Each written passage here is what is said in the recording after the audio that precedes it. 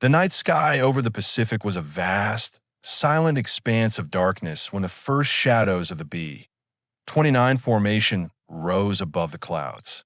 It was March 9th, 1945, only minutes before midnight, and the giant aircraft of the 314th Bomb Wing were climbing steadily through the cold air, engines droning in synchronized rhythm. Far below them, the ocean stretched without shape or boundary, its surface invisible but felt, a quiet and indifferent witness to the mission unfolding above it. The aircraft leading the center element, a massive silver-winged superfortress nicknamed Dauntless Dotty, carried scars from previous operations. Heat-blistered aluminum along the fuselage, faint streaks of oil trailing from the engines, and the accumulated were of thousands of miles flown across the Pacific. Though it had been patched and reinforced after earlier missions, its crew knew the truth. The long-range bomber was strong, but not invincible. Every mission carried risks, but none yet had approached what awaited them this night. The air was cold enough to sting through every layer of flight gear. Frost formed along the edges of exposed metal surfaces, shimmering briefly in the moonlight before disappearing into the shadows. At their altitude, the only visible light came from the glowing dials inside the aircraft and the faint luminescence of the moon behind a thin veil of clouds. Ahead, the horizon was nothing but blackness. As Dauntless Dotty reached operational altitude, the crew settled into that strange mixture of absolute stillness and rising apprehension known to every airman who had ever flown into hostile territory. The Pacific air felt calm, too calm, almost deceptive. The engines hummed without strain, the aircraft held steady in formation, and the night air offered no turbulence to disturb the flight path. But beneath this tranquility lay the knowledge of what waited on the far shore. Tokyo lay deep ahead, its defenses reconfigured, its anti-aircraft batteries freshly reinforced, and its fighter units desperate enough to challenge any incoming force. The radar navigation systems hummed steadily as the coastline approached beneath them. The city itself remained hidden behind a blanket of low clouds, but even at their altitude, faint flickers of orange glowed along the horizon. Smoke drifted upward in long black columns, rising into the night sky. Other bombing missions earlier that week had left Tokyo smoldering.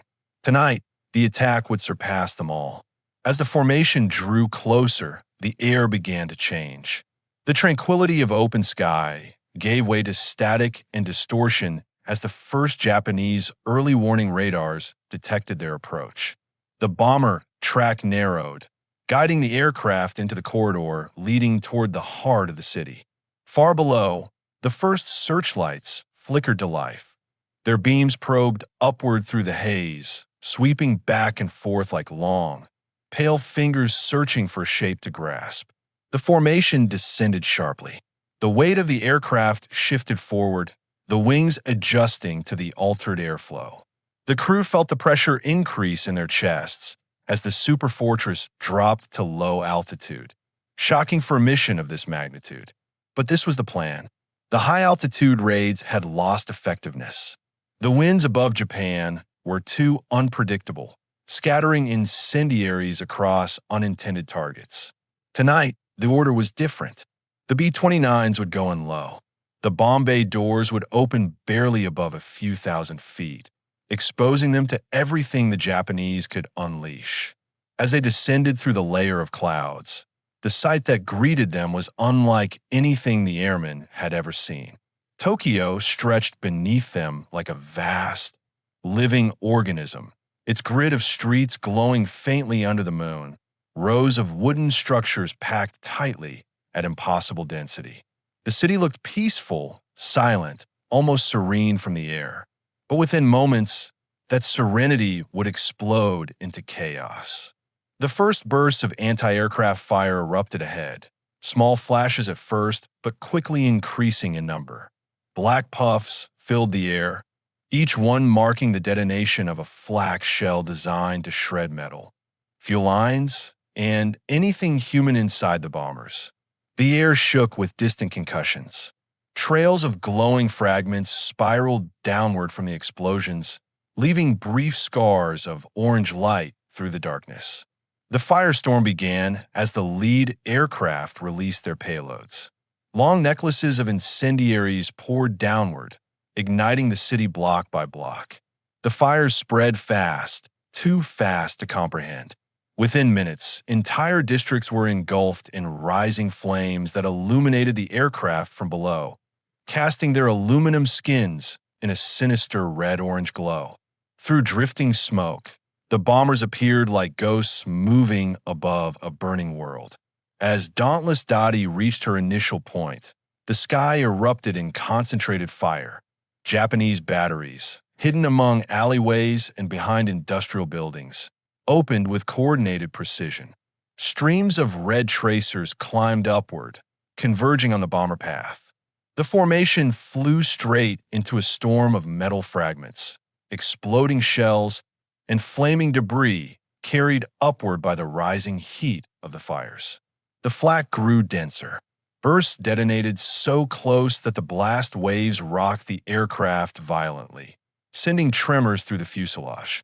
Shrapnel tore jagged holes in the outer panels.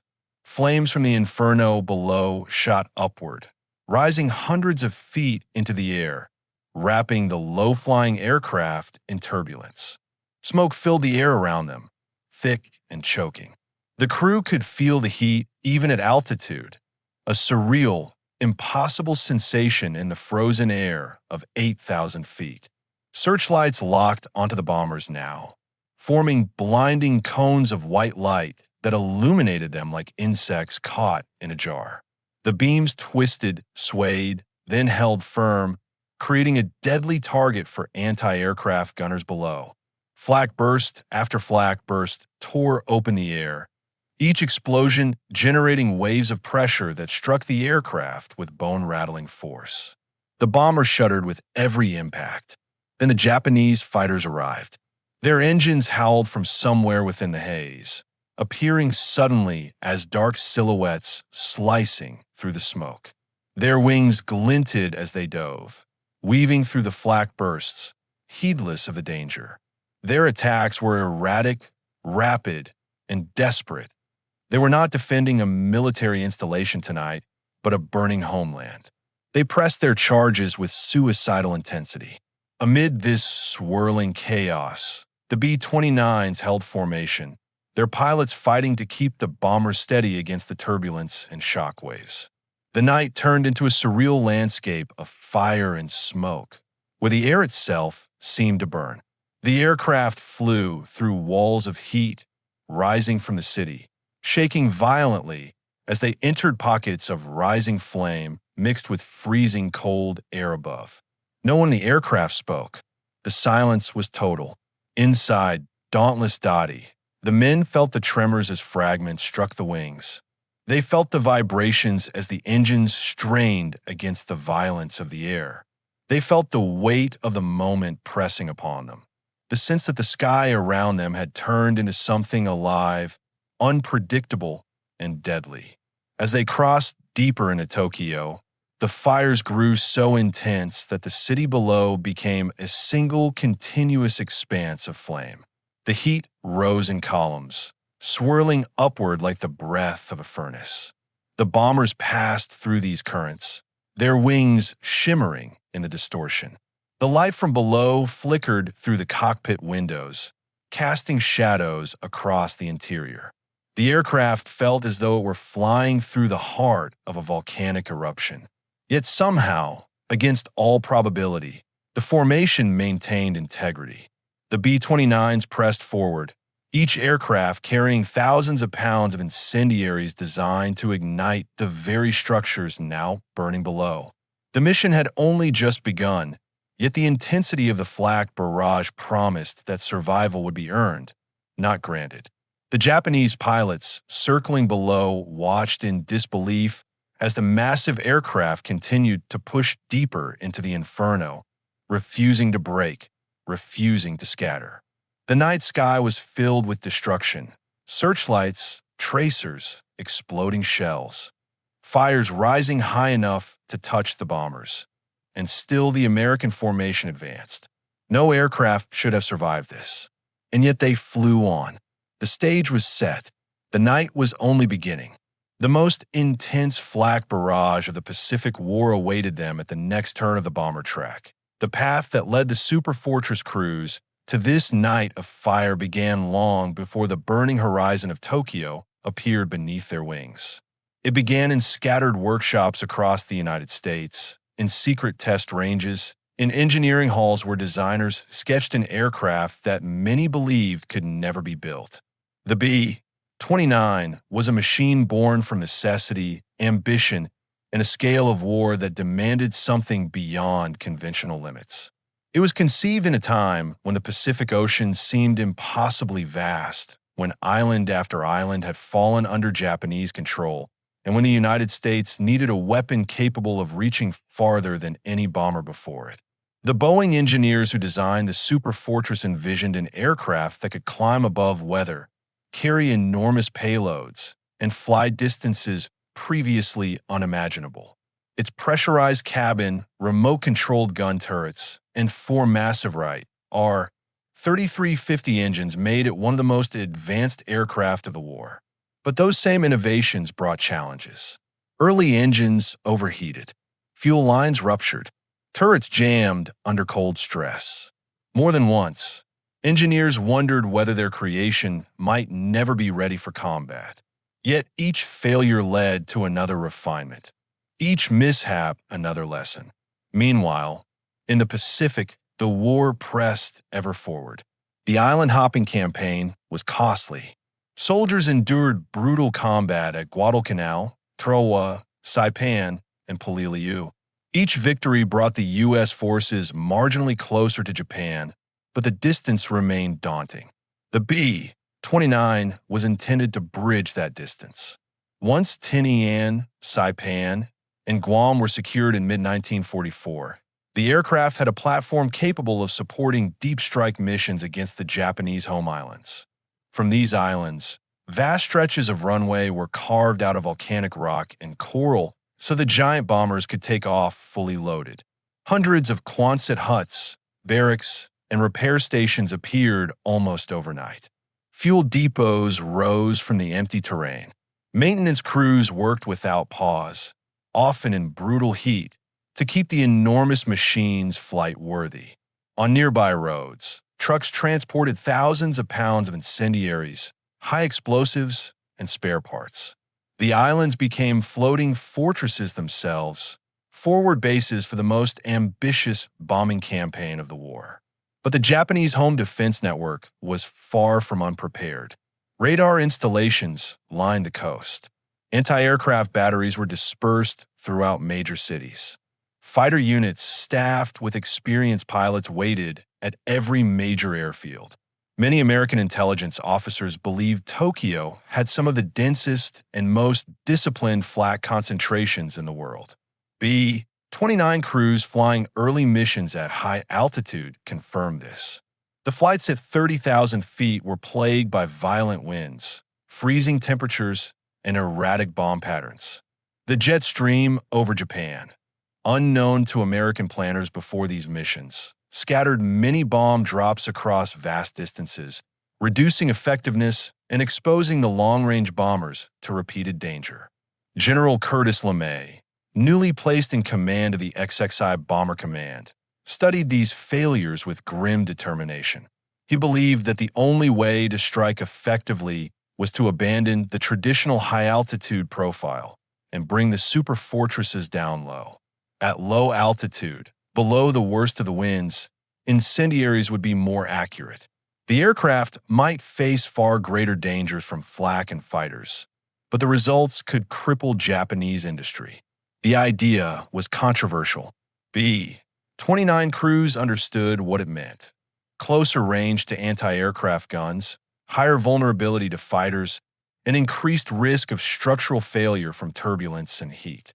And yet, the order was given. The March 9th to 10th raid on Tokyo would be the largest and most daring low-altitude incendiary attack ever attempted. Over 300 B-29s were assigned to the mission, each carrying massive loads of M69 incendiaries, small, lethal devices designed to scatter burning chemicals across large areas. The combination of wind, wooden structures, and densely packed urban districts would make Tokyo a fire trap.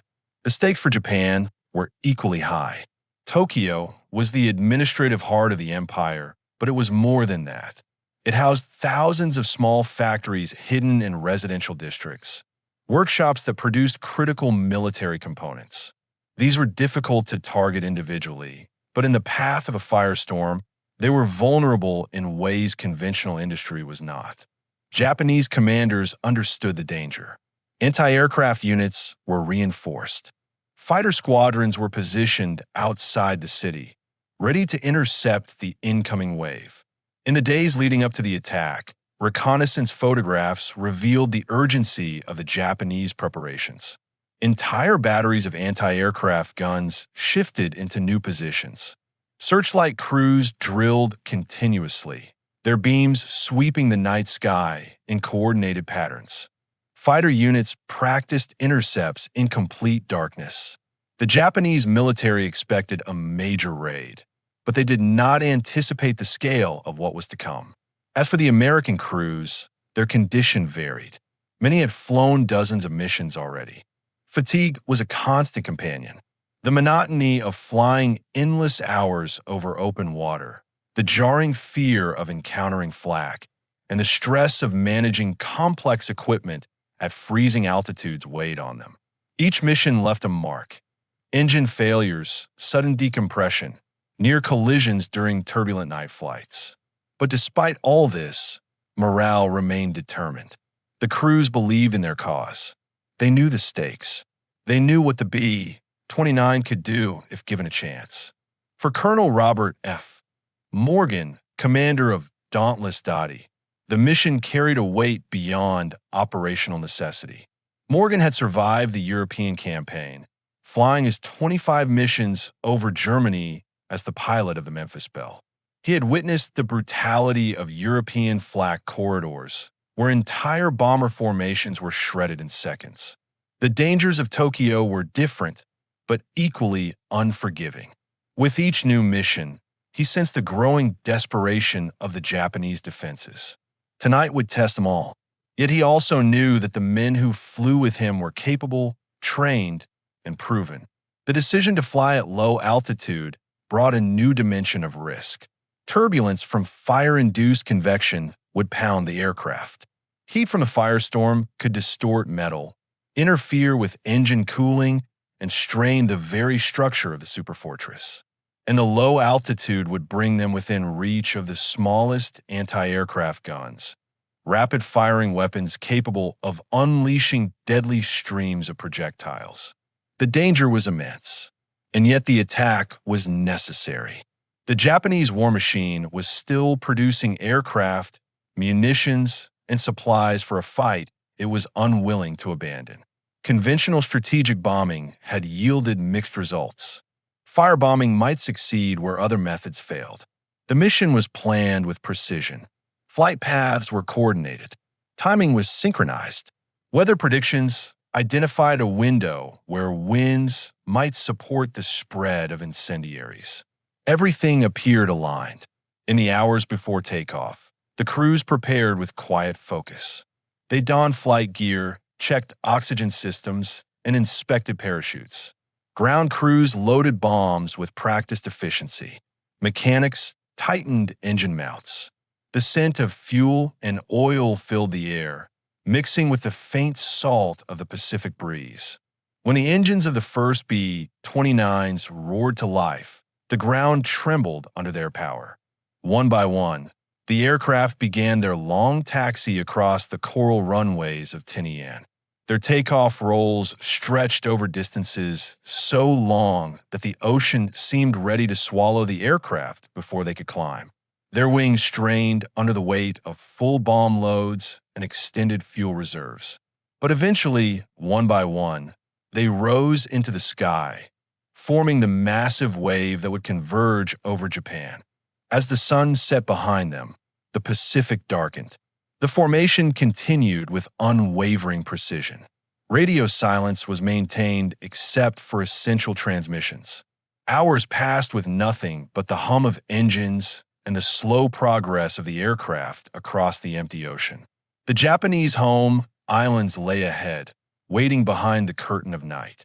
The men flying toward that horizon knew that they were participating in a mission that could shape the course of the war. They also knew that the sky over Tokyo was about to become one of the most hostile environments any bomber crew had ever faced. Every report suggested that the Japanese were prepared to defend their capital with a ferocity not yet encountered. The stakes were immense, the outcome uncertain, but the flight continued. Far ahead, the glow of fire on the horizon began to rise. The city awaited them, and in those final minutes before the bomber stream plunged into the inferno, the calm before the storm was more unsettling than any threat they had ever known.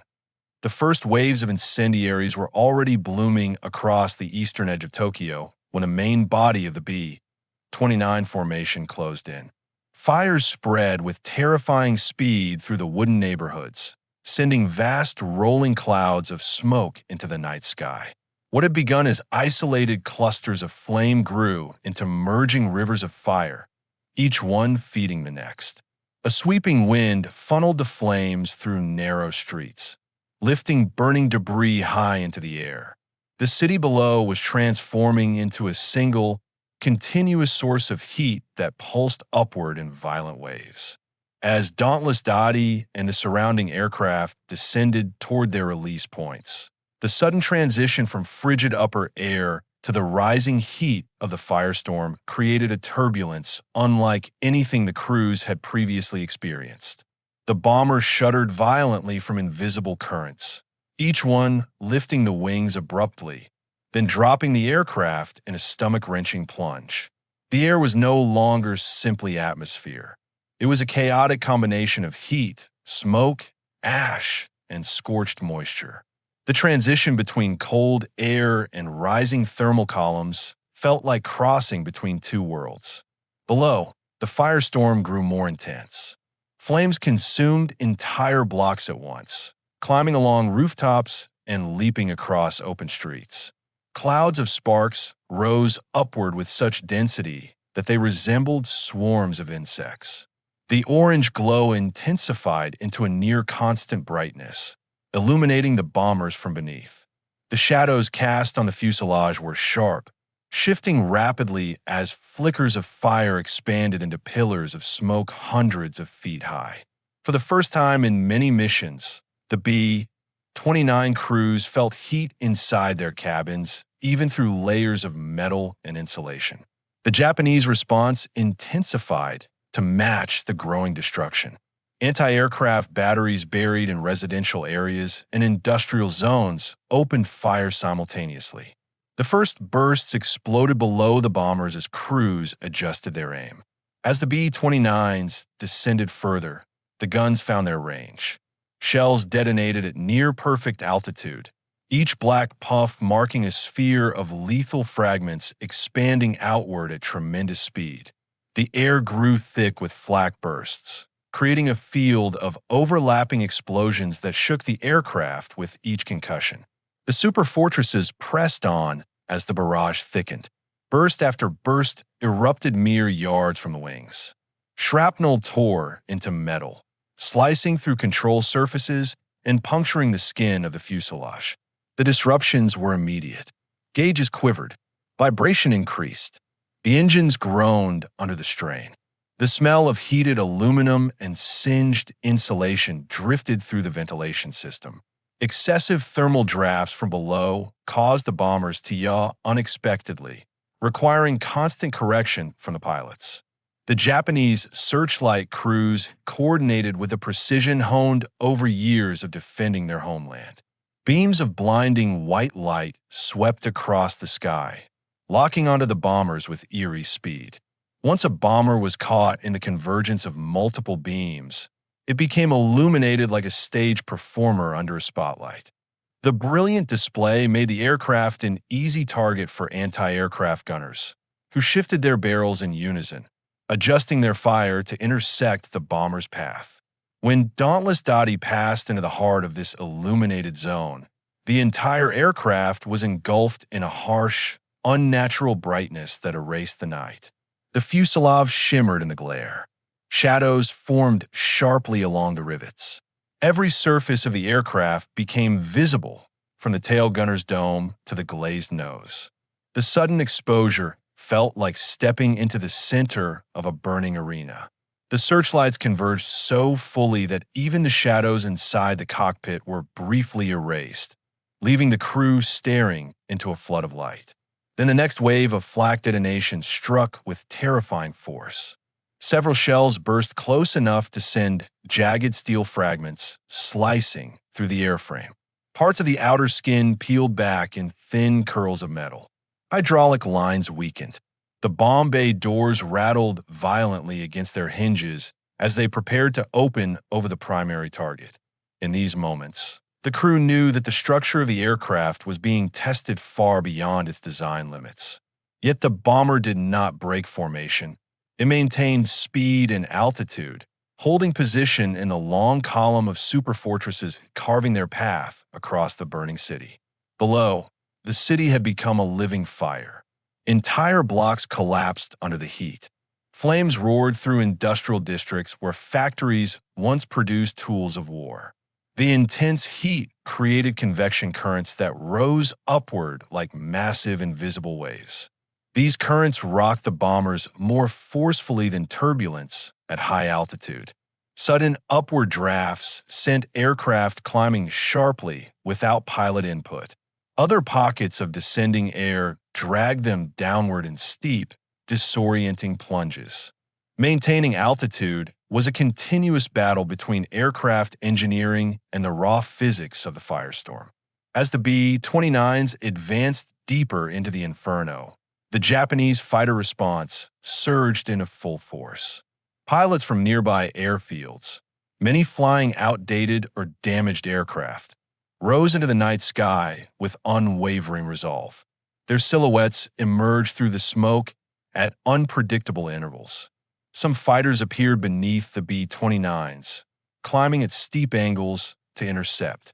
Others darted across the bomber stream horizontally, leaving trails of smoke or faint glints of moonlight on their wings.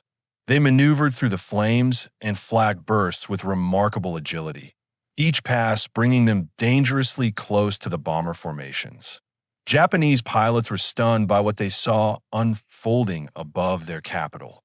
The sheer number of B-29s pressing through the barrage defied expectation.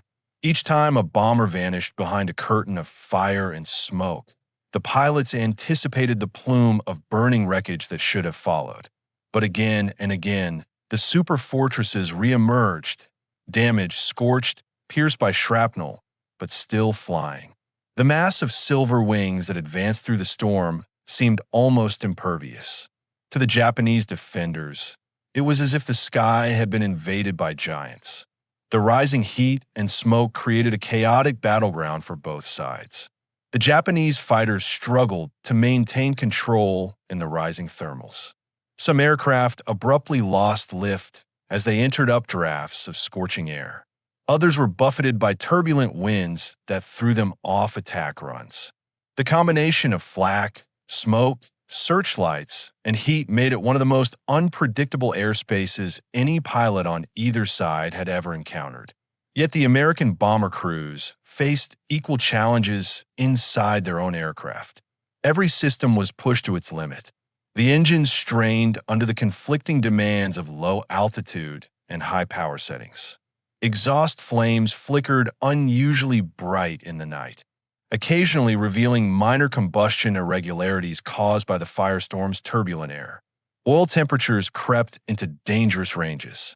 The wings flexed violently under the shifting pressures. But the B-29s remained airborne, continuing along the planned route.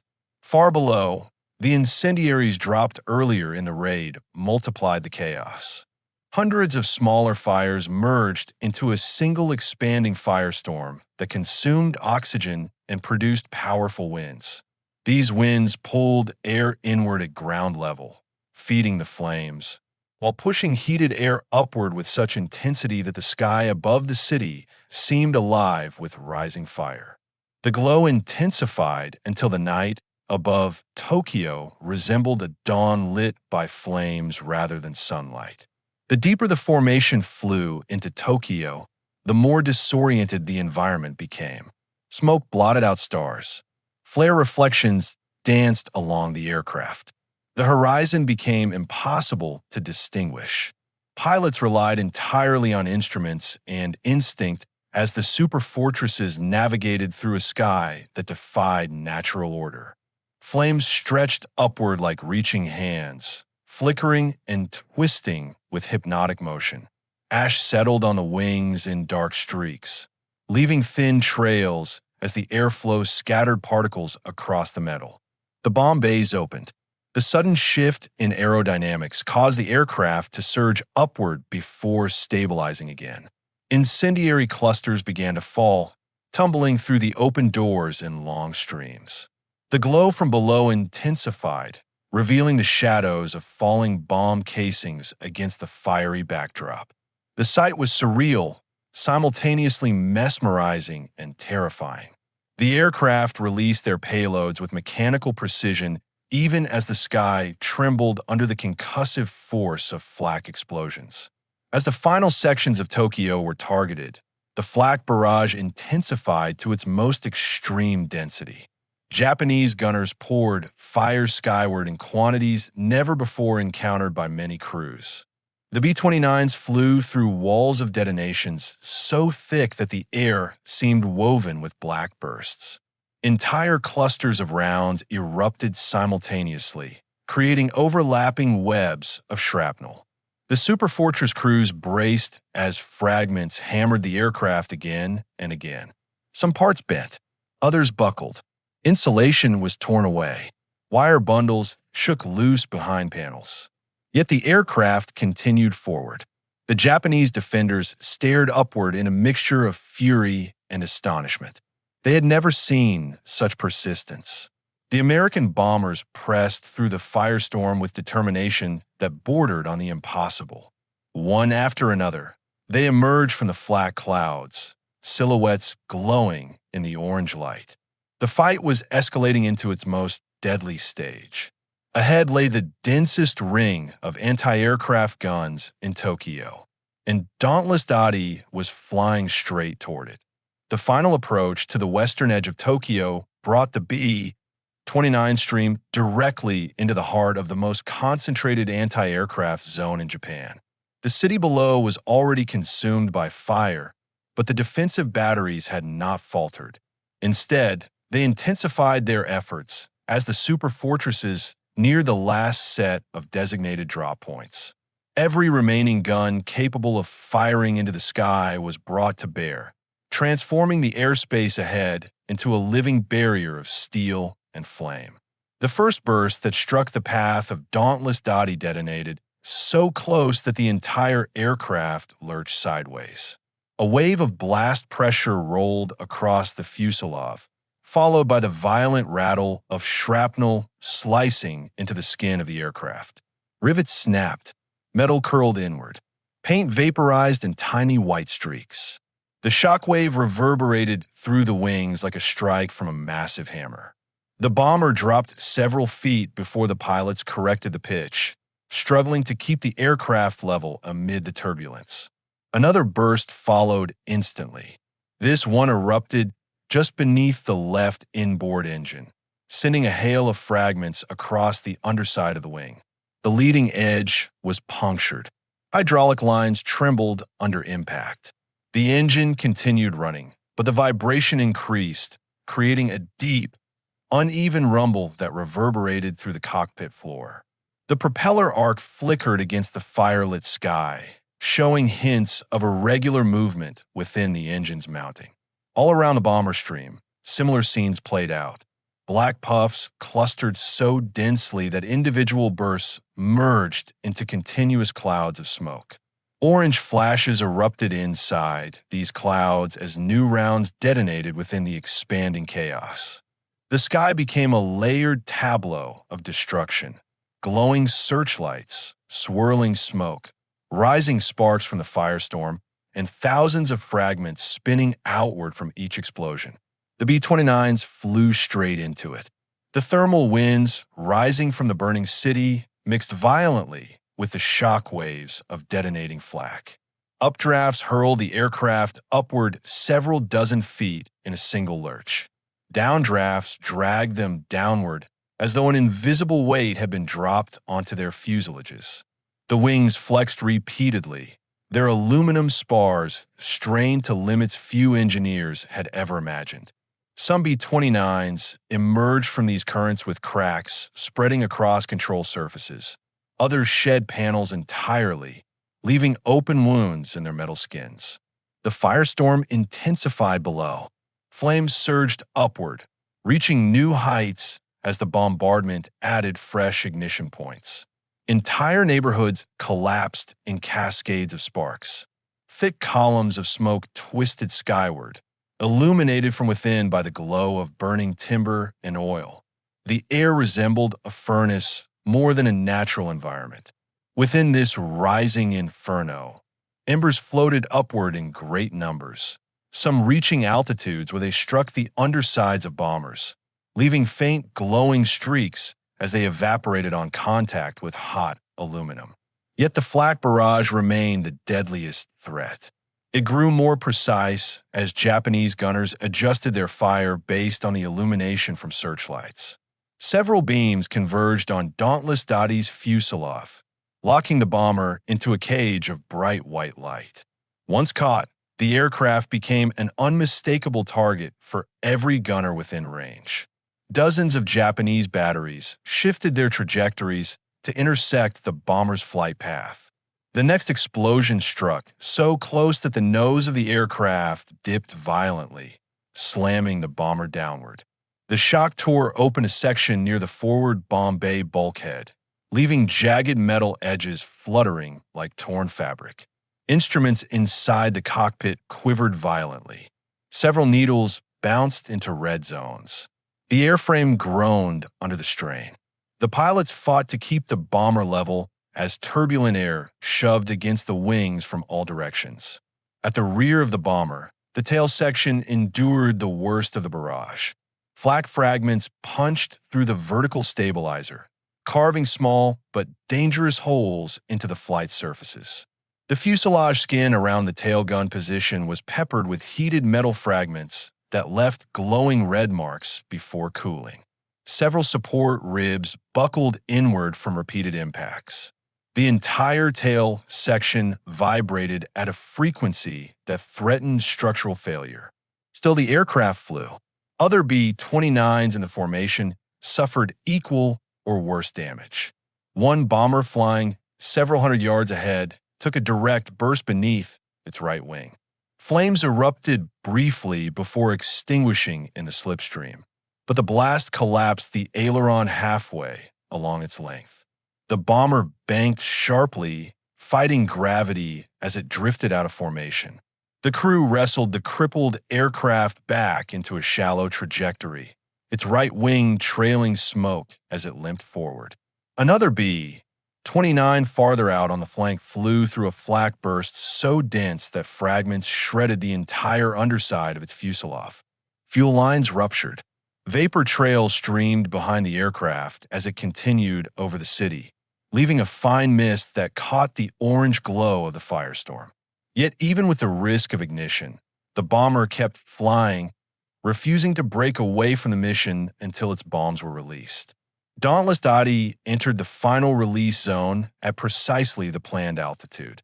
The bomb bay doors were open, the release mechanism engaged. The cargo of incendiaries fell into the blazing city below, tumbling through the fiery updrafts like glowing seeds scattered upon a field of flame. The aircraft surged upward once the payload was gone. Its aerodynamic profile momentarily improved as weight lifted from its center. Then the deadliest wave of flak detonation struck. 3 shells exploded in rapid succession near the bomber's right side, each burst overlapping the next in a chain of concussive force. The first explosion punched into the wing root, sending vibrations through the entire aircraft. The second erupted near the forward fuselage, slicing through paneling and damaging an electrical conduit. The third detonation occurred directly beneath the right outboard engine, tearing into the cowling and severing an oil line. A plume of dark fluid sprayed outward, trailing behind the wing as the propeller continued spinning. Oil pressure dropped. The engine shuddered. Heat built dangerously within its cylinders. The propeller arc wavered, losing symmetry as combustion became erratic. Smoke emerged in small bursts, then steadily, forming a thick line of dark exhaust behind the aircraft. The crew knew from training that an engine under these conditions could easily burst into flame. Yet the propeller continued spinning, the engine clinging to life through sheer mechanical endurance. The bomber pushed toward the edge of the city, where the flak density reached its final crescendo. Japanese gunners, realizing this was their last opportunity to inflict maximum damage, unleashed a barrage of such intensity that it momentarily resembled a continuous wave. Dozens of shells detonated in a near-synchronous pattern, generating a shock front that rolled upward into the flight path of the retreating bombers. The concussions collided with the aircraft like unseen fists striking from every direction. Dauntless Dotty entered this field of detonations head-on. The impact was instantaneous and brutal. The nose of the aircraft jolted upward as an explosion burst directly beneath the forward fuselage. The metal skin in the lower nose section split open, exposing interior components to the night air. The plexiglass in the bombardier's observation area fractured into a spiderweb pattern. A second blast struck the underside of the right wing, further compromising the damaged engine mount. The engine vibrated so violently that the entire wing oscillated, threatening structural collapse. The bomber's vertical stabilizer was struck next. A burst behind the tail sent fragments tearing through the fin, carving several long gashes. The structural integrity of the tail section weakened with each passing second. The pilots felt the controls loosen as mechanical links struggled to transmit movement through damaged components. The aircraft began drifting off heading. Correcting course required greater force, straining the remaining control surfaces. The barrage showed no sign of letting up.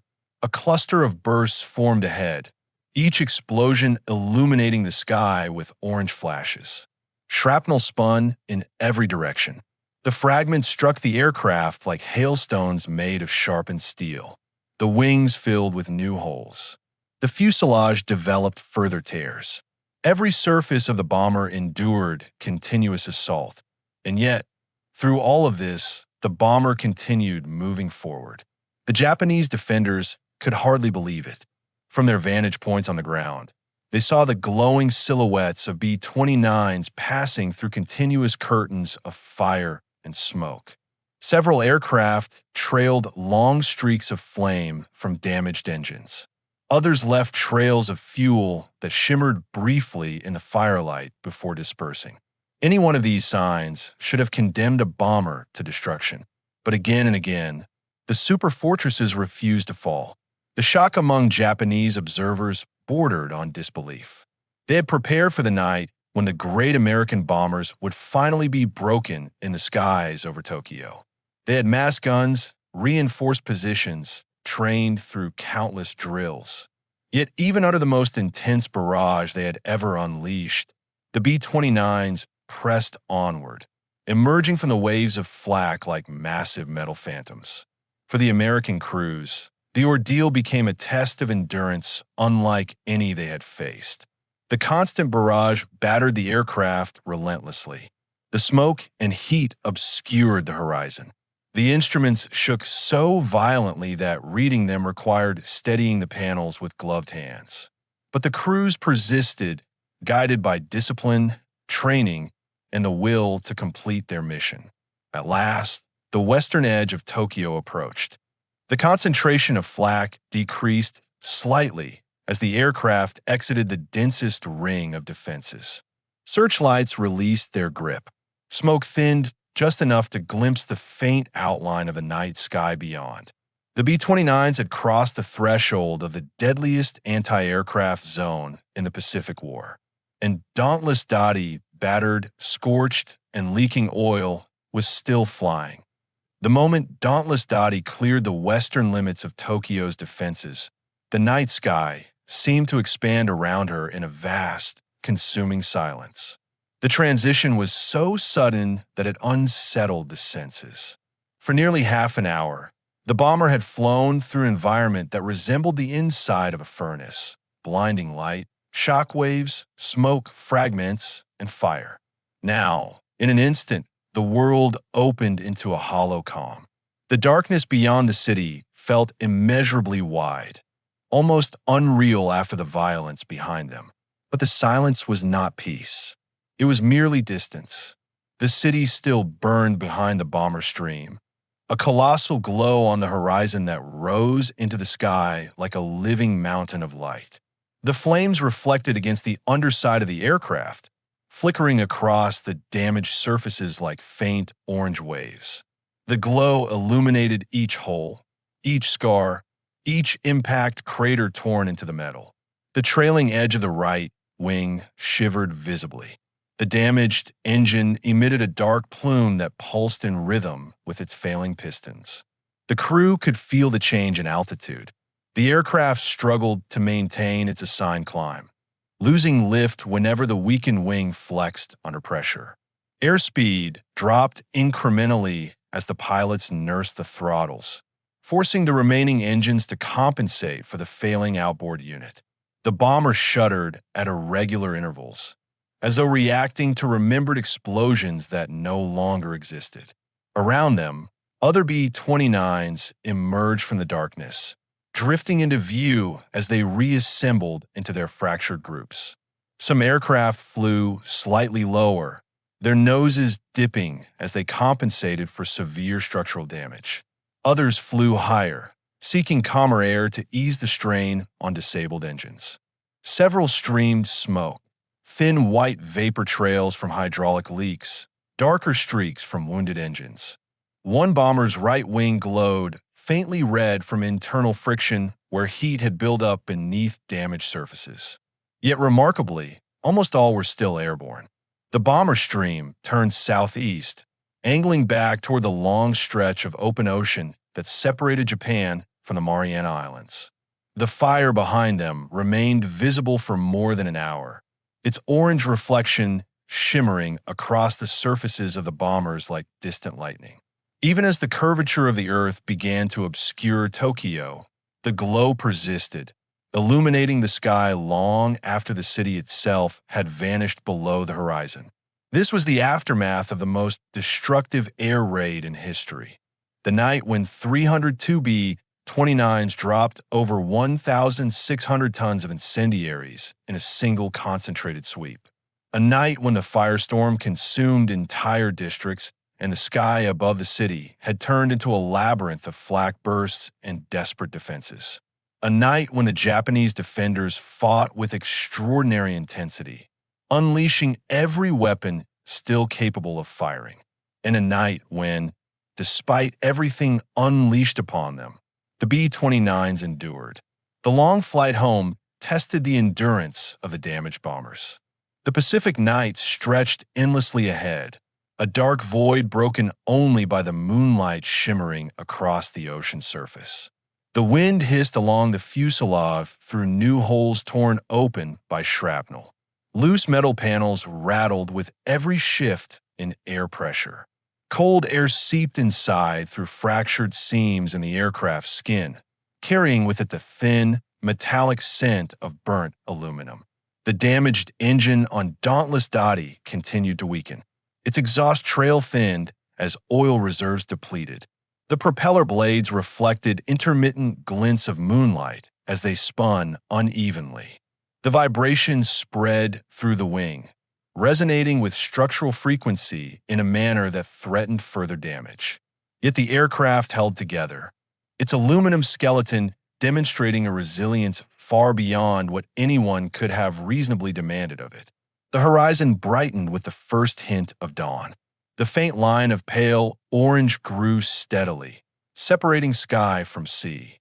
The bomber crews felt the change instinctively. Night had shielded them from Japanese fighters. Daylight would expose them again. But on this morning, no interceptors rose to meet them. The Japanese air defense network, exhausted from the night's effort, remained silent. The skies between Japan and the Marianas were empty. With daylight, the crews finally saw the full extent of damage to their formation. Wings were perforated with hundreds of small holes. Tail sections sagged slightly where structural ribs had bent or snapped. Bomb bay doors hung half-closed on some aircraft, their mechanisms jammed from the shock of nearby explosions.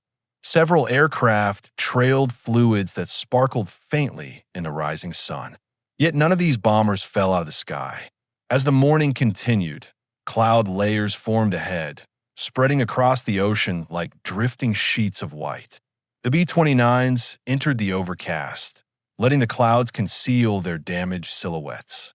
Inside the whiteness, the world grew quiet again. Engine hums blended into a dull, monotonous drone. The vast Pacific stretched unseen below, while the sky became a seamless field of pale gray. Within this insulated environment, time lost its shape. Hour by hour, the Marianas drew closer. When the first outline of Saipan emerged from beneath the haze, it felt like a distant shoreline glimpsed after a long and uncertain voyage. The jagged hills, the dark volcanic slopes, the narrow beaches, all appeared as landmarks of safety.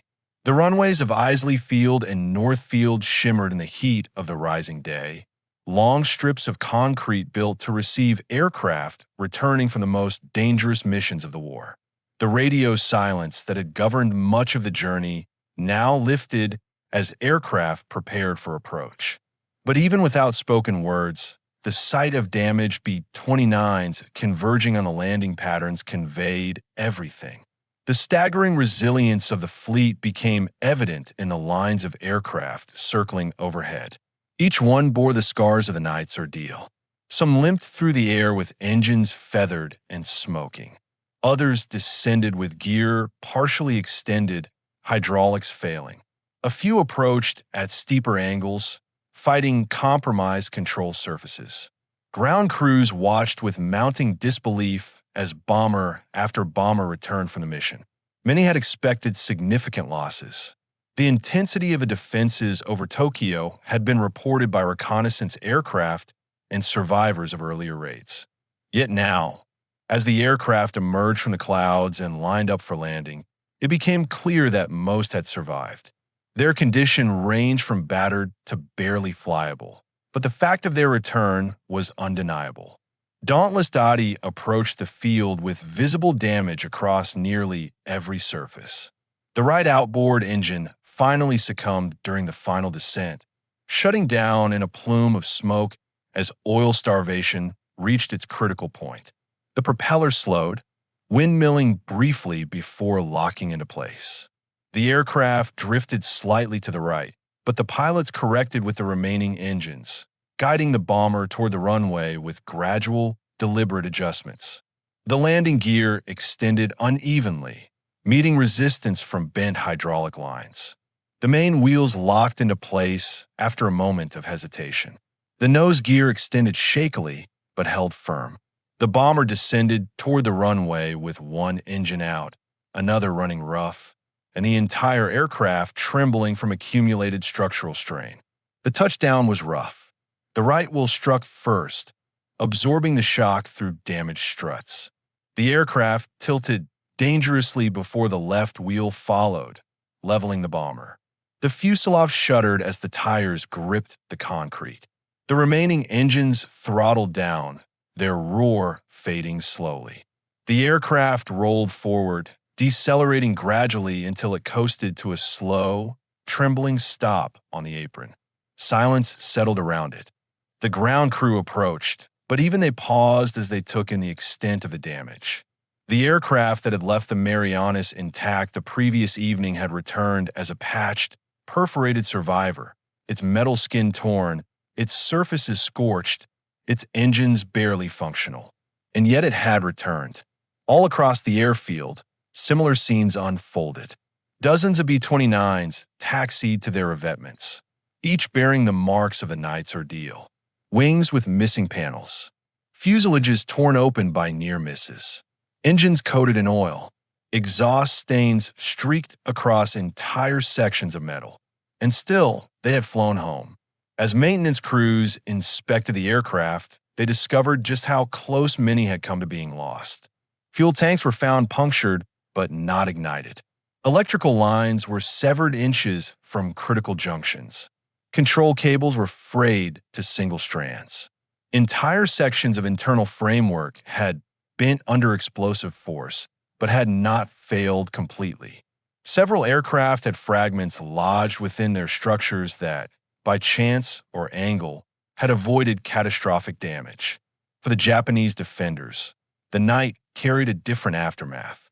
Reports from observation posts indicated shock and disbelief at the resilience of the American bombers. Countless rounds had been fired.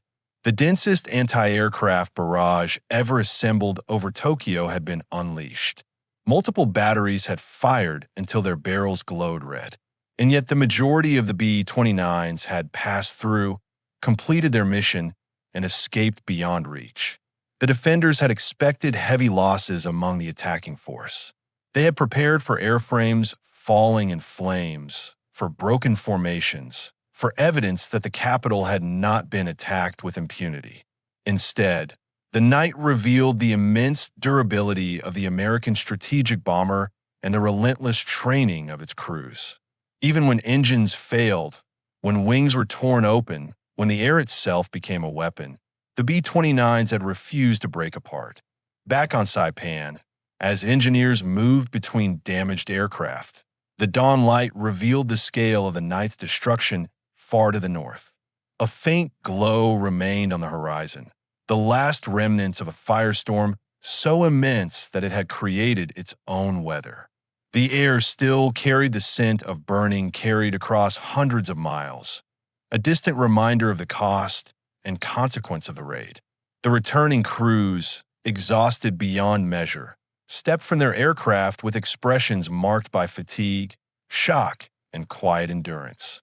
They carried with them memories of a sky turned into a furnace, of explosions so bright they burned through the night, of turbulence that shook the aircraft to its core.